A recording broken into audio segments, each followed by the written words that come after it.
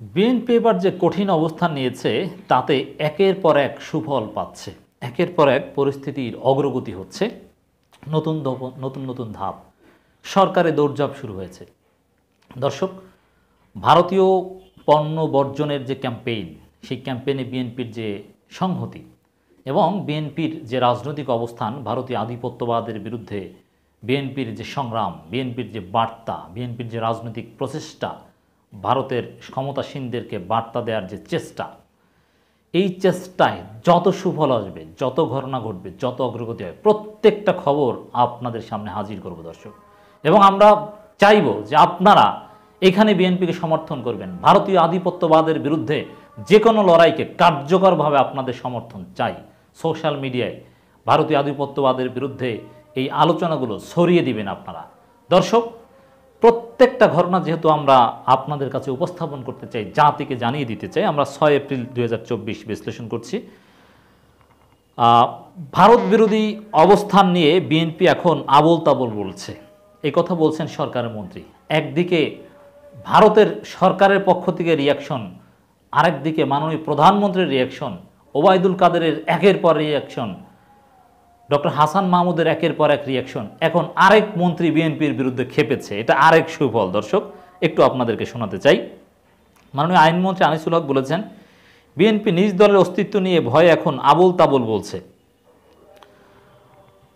আবোল তাবোল কি বলছে একটু আপনাদেরকে শোনাতে চাই তার ভাষায়। আইনমন্ত্রী আনিসুল হক বলেন, কোনো রাজনৈতিক দল যখন তার রাজনীতি অস্তিত্ব নিয়ে ভয় থাকে তখন তারা আবোল তাবোল বলতে থাকে। ভারত বিরোধী অবস্থান নিয়ে বিএনপি এখন আবোল তাবোল বলছে, এটা ধর্তব্যের মধ্যে ধরে নেওয়াটা ঠিক হবে না। এর মানে ভারতের আধিপত্যবাদের বিরুদ্ধে বিএনপির যে অবস্থান বা বিএনপির যে শুভবুদ্ধির উদয়, এটাকে মাননীয় আইনমন্ত্রী আবোল তাবোল বলার চেষ্টা করেছেন। আচ্ছা, আবোল তাবোল যদি বলেই থাকে, সেটা নিয়ে আপনাদের এত রিয়াকশন কেন? আবোল তাবোল বললে তো আবোল তাবোল, এত আবোল তাবোল বিষয় নিয়ে কথা বলার সময় কি মাননীয় মন্ত্রীদের আছে? থাকার তো কথা নয়। এর মানে মাননীয় আইনমন্ত্রী বাস্তবতাকে কৃত্রিমভাবে উল্টো দেখানোর চেষ্টা করছেন। বাস্তবে হচ্ছে ভারতের আধিপত্যবাদের বিরুদ্ধে বিএনপি যে অবস্থান নিয়েছে, সেই অবস্থান দেখে আওয়ামী লীগের মাথা খারাপ। এখন আওয়ামী লীগ আবোল তাবোল বলছে, আওয়ামী লীগের মধ্যে চিন্তা যে কি হবে। এমনকি ভারতের ক্ষমতাসীনরা আওয়ামী লীগের উপর চাপ প্রয়োগ করছে একের পর এক, যে তোমার দেশে ভারতীয় পণ্য বর্জন ক্যাম্পেইন দিন দিন জনপ্রিয়তা পাচ্ছে, ভারতীয় পণ্য ক্রয় বিক্রয় ব্যাপকভাবে কমে গিয়েছে এবং তাদের রপ্তানি বাণিজ্যের উপর প্রভাব পড়তে শুরু করেছে, তোমরা কি করছো? তো এই চাপে মন্ত্রীরা আবোল তাবোল বলছে। যদি বিএনপির বক্তব্য আবোল তাবোল হতো, এই যে মাননীয় মন্ত্রী যেটা বললেন যে এটা ধর্তব্যের মধ্যে পড়ে না, ধর্তব্যের নেওয়া ঠিক হবে না, ধর্তব্যের মধ্যে নেওয়া ঠিক হবে না, এটা যদি তাদের আসল অবস্থান হতো, তাহলে বিএনপির এই অবস্থান নিয়ে কথা বলতো না। দেখেন, বিএনপি কিন্তু ভারতীয় পণ্য বর্জনের ডাক দেয়নি, অথবা ভারতীয় পণ্য বর্জনের দাবিতে কোনো ক্যাম্পেইন বা কিছুই চালাচ্ছে না। যা সামাজিক যোগাযোগ মাধ্যমে কিছু অ্যাক্টিভিস্ট, এক কথা বলে পিনাকি ভট্টাচার্য এবং আরও কিছু ছেলেপেলে একটা ক্যাম্পেইন শুরু করেছে, সেখানে বিএনপি যা সংহতি জানিয়েছে, আর কিছু না। এক সংহতি জানানোতেই আপনাদের এই অবস্থা, আপনাদের দৌড়দৌড়ি, আপনারা আবোল তাবোল বলছে বিএনপি, অমুক কথা বলছেন, ধর্তব্যের মধ্যে নয়।